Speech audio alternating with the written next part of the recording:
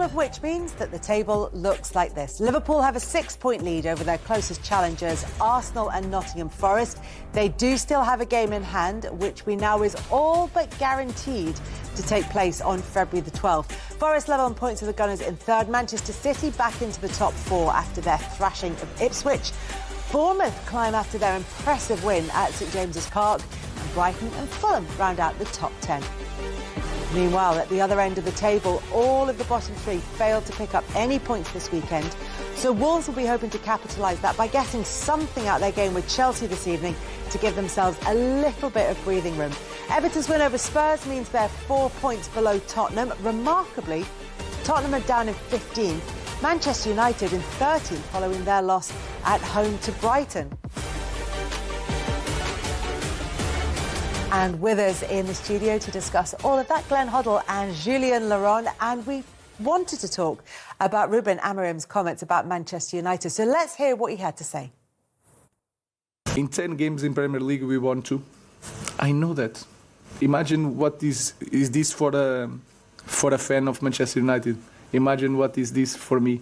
So we are getting a new coach that is losing more than the last coach. I have full knowledge of that. Like I said, I'm not going to change, no matter what. And I know we can succeed, but we need to survive this moment because I'm not naive. And I know that we need to survive now. So we are being the worst team, maybe, in history of Manchester United. I know that you want headlines, but I'm saying that because we have to acknowledge that and to change that. So here you go, your headlines. So if you get your news in the way that I do, in the way that a lot of us do now, that will have come up as an alert on your phone that says, Ruben Amorim says Manchester United are the worst ever version of Manchester United. It's not quite what he's trying to say when you hear it in context, but it's still punchy. It is quite punchy, but you're hearing somebody say that. But like, Gaffer, we saw it, we was talking about it before, you feel He's reading that. Someone's told him that before, you believe? Yeah, he's been given that. He was actually reading it. His head was going down reading the bit about the history of the club. It's the worst run, blah, blah, blah. Someone's given that to say, look, you're probably going to get maybe hit with this question, get ahead of the game.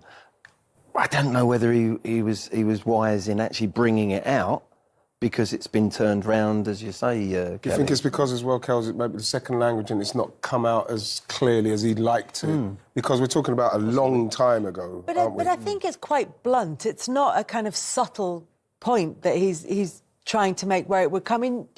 You're the person who speaks languages, so we can ask you. But I don't think that it doesn't feel like something that would necessarily get lost in translation. But as Glenn said, there is this fact that Manchester United have lost 6 games in a row at home for the first time since the 1890s. Years, and that's what he's referring to when he says this. Yeah, I think he should have said that this run of home result right now is the worst ever in the history, pretty much. In the history, Not that this current team is the worst team that they've ever had. Yeah, exactly. Part of me also thought maybe he wanted to deflect a little bit the attention on, I give you a headline, this is your headline, more than how bad I've been, really, because he said it himself.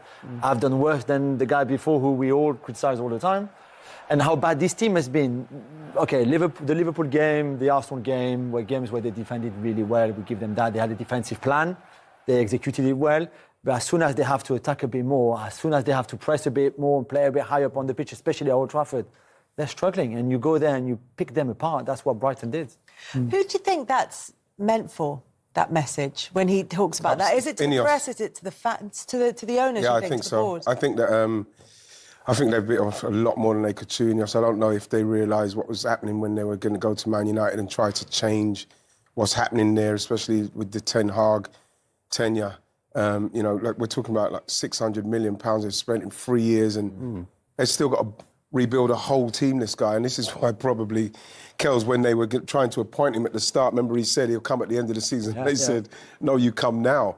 I genuinely thought that would have been not a bad idea, so as he can see what he's got, get him to the end of the season and say, right, I know exactly what we need. But I did not expect Manchester United to be playing as badly as this, so like inconsistent. You know, like I remember after the Liverpool games and the Arsenal games, I remember after the Arsenal game, I think it might have been when said, I'm not going to get excited about it. I want to see how we play against Southampton. Learn more against Southampton, against Brighton. And he's right. It's when the game becomes open, when they're expected to play an open game at home against Southampton, against Brighton. That's the problems they've got in the system that he has. And that's what he's going to work out. What personnel can I do with certain games? For Liverpool and Arsenal and City away, not City away to a certain degree, they had a little bit of a smash and grab in the end, didn't they? But for Liverpool particularly, with the ball and defensively, they were spot on, and that would have given him a lot of hope. They actually did play longer. We did a show after that game. That no goal kicks were played out from the 18-yard box. It was into the other, and they still had a lot of possession. So they still got enough possession to really play well against Liverpool and cause Liverpool, the best team in the country at the moment, a lot of problems in their own backyard. And I'm thinking, if he keeps going on that, you've got a chance, Man United. Suddenly, Southampton... Is he not giving the same attention to what Southampton can do? Does he underestimate Southampton? Why wouldn't you do the same thing? Why don't you play the same way? Well, both them games... Southampton at home, can you? Yeah, no, exactly. Yeah, but you can go direct. Yeah, but also, Ian, I think it's made for them to defend tighter against Liverpool away. Right. It's made for them against Arsenal away in the Cup, and go over to City and defend as a team collectively. And I'd say similar to Tottenham. Tottenham's the same scenario. They get results against the better teams because they're tighter. And actually, Man United are better. Now it's an open game, becomes more open. We're playing Southampton, we're playing Brighton, we're playing... Right. Now we've got to take you on as a football team. Their system is failing them. It's failing them defensively then. And is that that's down to him then, surely? Down to him, and obviously mistakes. Players make mistakes, but there's a little bit of anxiety in their play. You can see it. And when there's anxiety and confusion, there's mistakes to come. Yeah. When you say they can't play like that at home to Southampton, is that because of perception? Also, I don't think he wants them to. Let's not forget, although he's a disciple of Mourinho, and Mourinho is his mentor, always been his mentor, still is now, I think, he wants to be a more proactive, attacking coach, which his sporting team was brilliant to watch at times. And I think this is eventually where he wants to get to. And this is where I struggle a little bit, is that he wants to try to play that style of football, but this team is not ready. Whether it's a system problem and these 3-4-2-1 with two inside 10s, and he doesn't have the player for it. Maybe the player don't really understand exactly what he wants them to do right now with the ball. But he should think about result now more than anything else. So if you have to play long on Haaland, play long, don't play Zirkzee, because Zirkzee is a player to have the ball and control because he's that kind of number 9. Play long on Haaland, have two players really close to him, win the second ball, have Ugarte and Mainu quite close to their back three. Instead, like we were saying before the show, we watched the highlights of the Brighton game again. Brighton, literally, United players were cones on that pitch. There was no pressing, no pressure on the ball, just nothing. It was a training drill for Brighton this game. And that's probably the more concerning thing for the manager. Isn't necessarily even maybe they got the tactics wrong, and maybe they feel they can't play like that in this game because it's at Old Trafford. But the fact that even with that, with all those caveats in place, if the intensity is not there and the work rate isn't there, nothing's going to work anyway. Well, again, I go back to what he said. He said it's easy to get yourself up to play Liverpool and Arsenal. You know, the problem that they've got at the moment, as well as the fact that they don't seem to have a plan for the so-called lesser teams, is their mentality. The mentality is wrong. You can't play as well as you did against a team, like you said, Liverpool, I think, are the best at the moment, easily. And then you even Southampton game the other day, Hamad had to save them. You know, he had to save them with an hat-trick in 12 minutes. You know, they were on their way to losing against Southampton team at the bottom of the league. There's something wrong mentally with that team, and obviously, structurally, when they're playing against the Southamptons or the Brighton or anybody, they don't seem to have a plan to how to beat these teams. I think if he goes into a Liverpool, he goes into a Man City, he goes into an Arsenal, even a Newcastle, his system, he'd make it work. Yeah, I agree. And we'd all be going, wow, what a good coach. At the moment, it's not going to work at Manchester United. And that's why I think he wanted to come in next season. And he wanted to get these plans. But, you know, now it's an experiment for him. He's thinking, who am I going to keep? He hasn't. He's inherited that squad. It's not his squad at all. Yeah. And it won't be until next season's. But he's going to say, who am I going to keep? Who do I think I need to get out of? But the surprise was maybe you're sitting 8th, 9th, going for a European place whilst we're doing this as a manager. That's the vision. But now they're down, you know, down where they are. Lose another couple of games and they could be under immense pressure. It's time to talk Manchester United. And Ruben Amorim described this Manchester United squad as possibly the worst Man United squad in history. I don't know why you guys are all smiling. It's not funny. It's just been interesting seeing how charged you've been coming into work today. Yeah, I can't wait for this segment. It's not been great. And to be honest with you, that assessment of where Manchester United currently are, in all seriousness, is valid. It is valid. You know, Manchester United, look where they are in the Premier League. You look at the league. You look at how the performances have been. You look at the lack of consistency, the lack of quality, the lack of positive recruitment. Is he just stating the fact, Manny? I think so. And I can't remember a time when Manchester United have lost that many games at Old Trafford and it's looked that easy to come to Old Trafford, not just win, but dominate a game. It doesn't look like you're on the front foot ever. Even Southampton came and they looked for 75 minutes like they could have gotten a result. Unfortunately for them, at the end, they crumbled. But I think you look really weak, and I don't think he's wrong at all. Kwaku, for you, look, there's Ruben Amorim said, you guys like the headlines, you know, basically hear ones for you. Do you think that's to give a little bit of a shock factor to try and wake the players up, or do you think it's a dangerous line in terms of actually publicly stating that, you know, he basically thinks that this is the worst Man United team has been in history? He's been very transparent ever since he walked through the door at Old Trafford. And I think that's what's been really refreshing about Ruben Amorim. He says it's going to take a long time. Think about 2 or 3 years ago when Rangnick took over as interim boss. He said this is going to require open heart surgery. He's just echoing those sentiments. And this is a Manchester United team that, in the big games against your biggest rivals, if you look at the game against Manchester City away from home, game against Arsenal, game against Liverpool, Manchester United turned up. But in the games against Southampton, Bournemouth, Brighton, those games where Manchester United need to assert their dominance, they've struggled. And I think Amorim's just been completely honest. And it's a shock to hear because it's such strong words, but I can understand why he is making it clear to everybody that this is a long-term project. And I do think he's going to be here for the long term, but there is a lot of work to do with this Manchester United squad. There is an absolutely mammoth task to do at Manchester United. Facts. I know. Well, Sorry. it's going to take a while. We do know that AC Milan have called their interest in Marcus Rashford as it stands, potentially with them looking forward to take Kyle Walker. Borussia Dortmund have been mentioned for Marcus Rashford. Let's start talking about recruitment, Molly, because if Manchester United are going to get out of this mess or begin to unpack what's happened, it's got to start with recruitment for both ins and out. Marcus Rashford with Dortmund interest. Yeah, I actually fancy Borussia Dortmund for Marcus Rashford. I think they've done a good job in looking after Jadon Sancho, quite frankly, after a similar situation when it comes to falling out with the hierarchy at Manchester United. They've put an arm around him and certainly looked after him to make sure he can flourish at the club. Daniel Marlin, his exit to Aston Villa frees up a space there for Marcus Rashford. I think for me, though, Marcus Rashford just has to play football.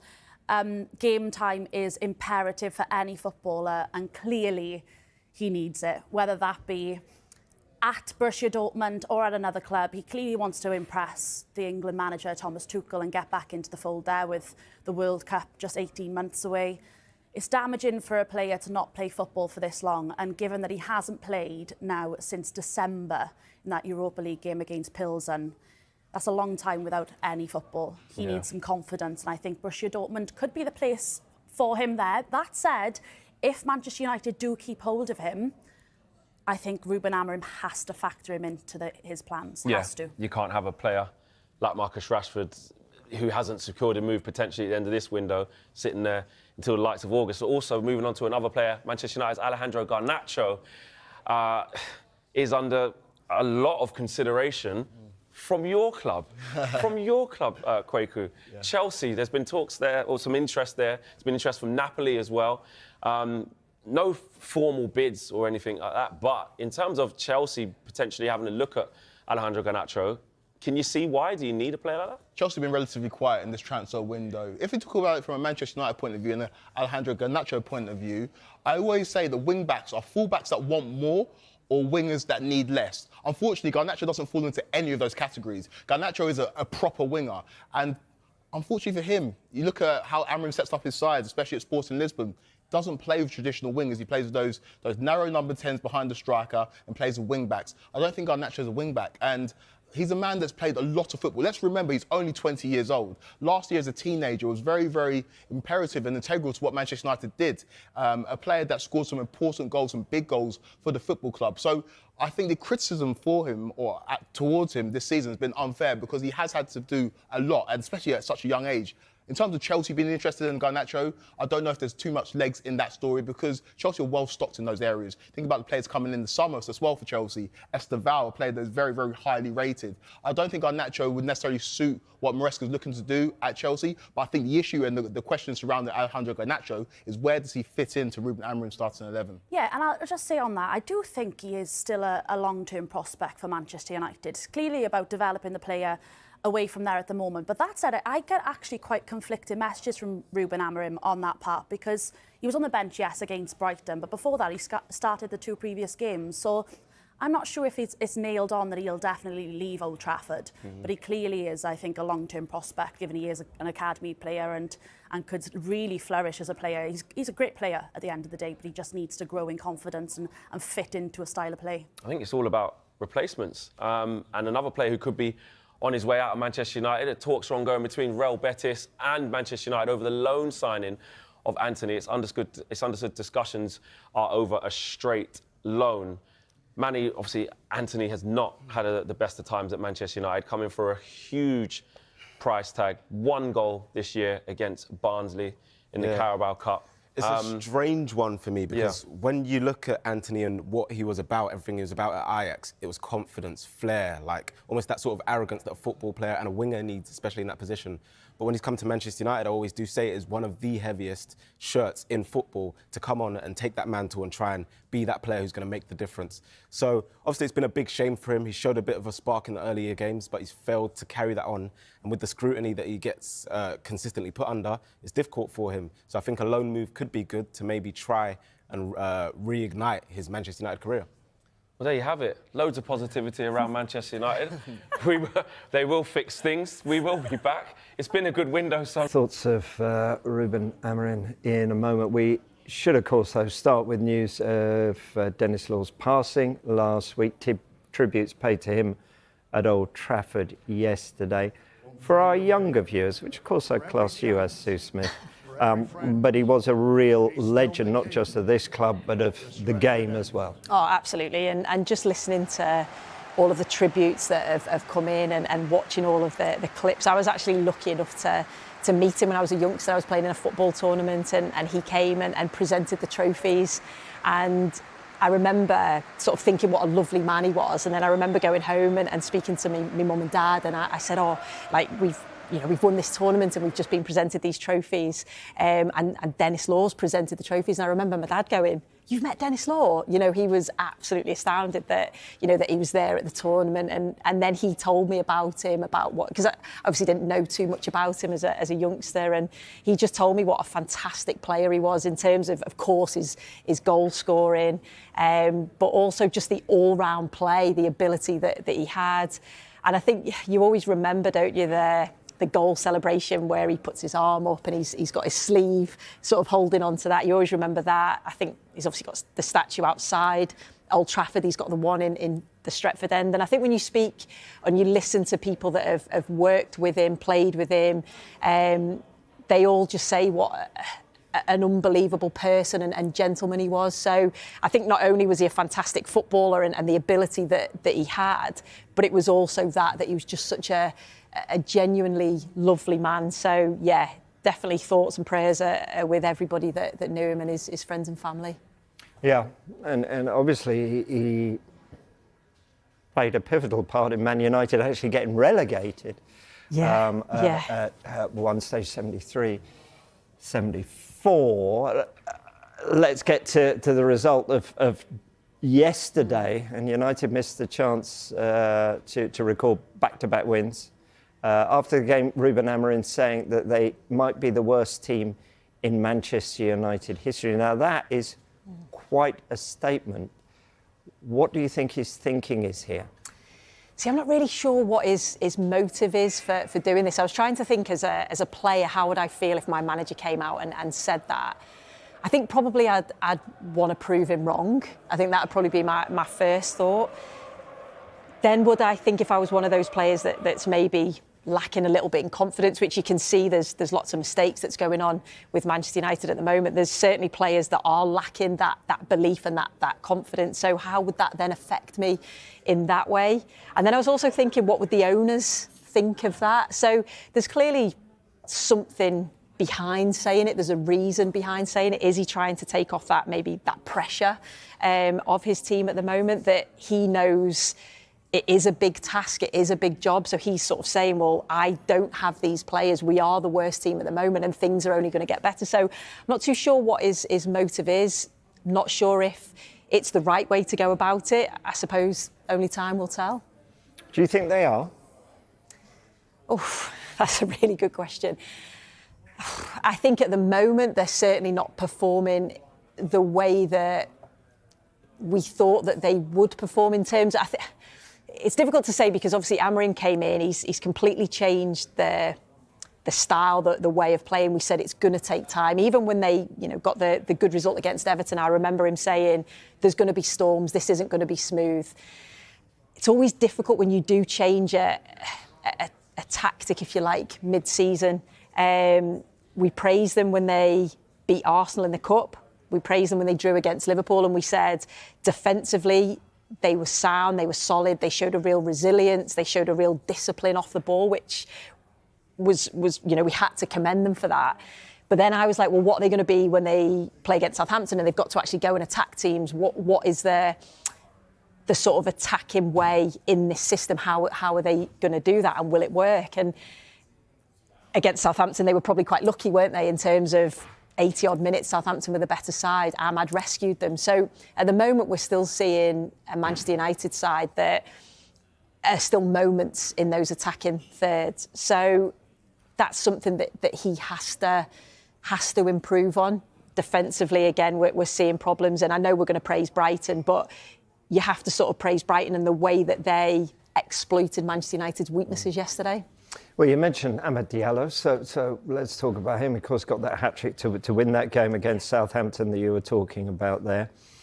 He has, I guess, been the bright spark under this Amorim reign so far, but is there a danger they're relying too much on him, and when he doesn't produce, neither do United? Well, that has been something that we've said, isn't it, for a long period of time, where it's always been on one particular player is going to stand out and make the difference, whether that's Bruno, whether that's Amad Diallo, whether that's Rashford when he had those sort of moments of excellence a few seasons back. And we're seeing it again with Amad Diallo. Where's his best position? Is it as the wing back? Is it as one of the number 10s? I quite like him centrally and with the ability to move out wide, but that sort of freedom in there.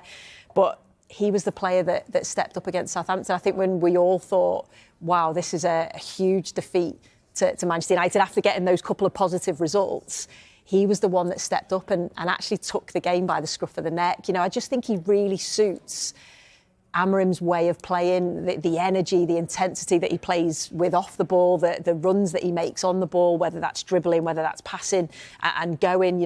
We've seen all sorts of things to his game, and he's still a young player, so he's still got time to improve. So he's a player that you look at when you look at this Manchester United side and you go, well, yeah, he fits that way of playing, but how many of the others fit that way of playing?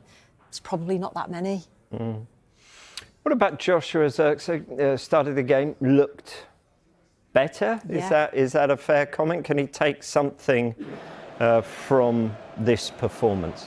Yeah, I think so, because you had to feel for him against Newcastle where things weren't going right. He got substituted before half-time. No player wants that. And a little bit of stick from the fans as well, a certain section of the fans. So that's tough. You've got to deal with that and you've got to put that behind you. And I think when he has played since, we have seen that sort of quality that he has got, whether that's link in play, the ability that he's got making those late runs into the box. Is he the number 9? Is he the answer to the number 9? I'm not too sure. I think Højlund's having a tough time of it at the moment. So again, he's trying to find the best solution in that area. But if you're looking at recruitment, it's certainly an area I think Manchester United would need to look at.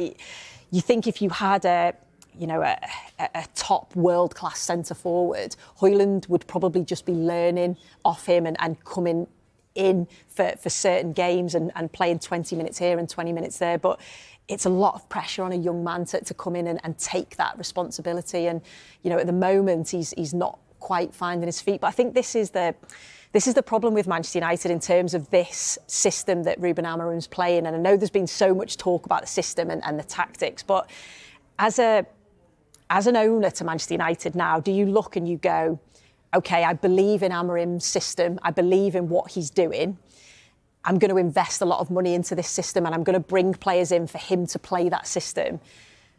Or are you a little bit worried that this isn't going to work and maybe Amorim isn't going to stay for the long term? Because they obviously did it with Erik ten Hag, where they decided to stick with Ten Hag. They give him a lot of money. He brought in his players. Ten Hag went, and now you've got players that are under the Ten Hag regime, not under the Amorim regime. So I think there's a bit of a situation there at Manchester United in terms of recruitment, and are they 100% buying into what Ruben Amorim's done, and is he going to take this team forward? Yeah. We can't talk about United without discussing that error from Andre Onana. Yeah. What are your thoughts on...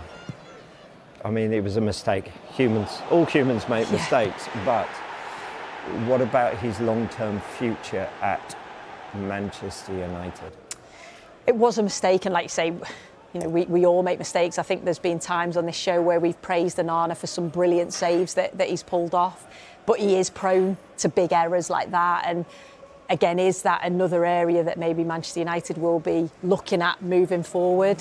But yeah, sometimes it can just be one of those things, can't it? When you make an error at a key point in the game at 2-1, you think, well, you're sort of still in it, aren't you? And you could even sense with the crowd when he made that error, you could sense the crowd like, oh, it's 3-1, this is going to be a real tough ask to get back into it. So yes, we've praised him for those key important saves that maybe he's made this season, but the best keepers probably don't make those sort of errors at key points. No, because the counter-argument is that's what keepers there to do, make big saves. At big times, That's why you pay him. It was a huge statement when they brought him in from Inter Milan in the summer of 23. David De Gea then kind of disposed of. But if you think about David De Gea, I mean, he's still only 34. And for a keeper, that's by no means over the hill, is it? And he's currently out in Fiorentina playing out there. Was that a mistake? Should they have stuck with De Gea? It's all hindsight, isn't it? I think sometimes you maybe look back and go, actually, was that the right decision at that time?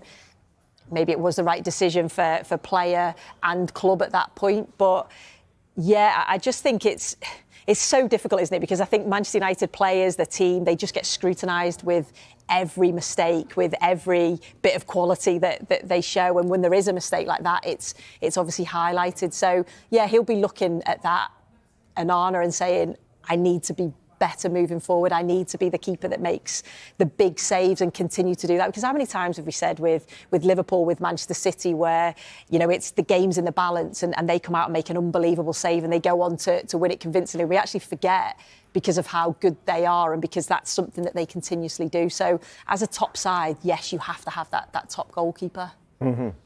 OK,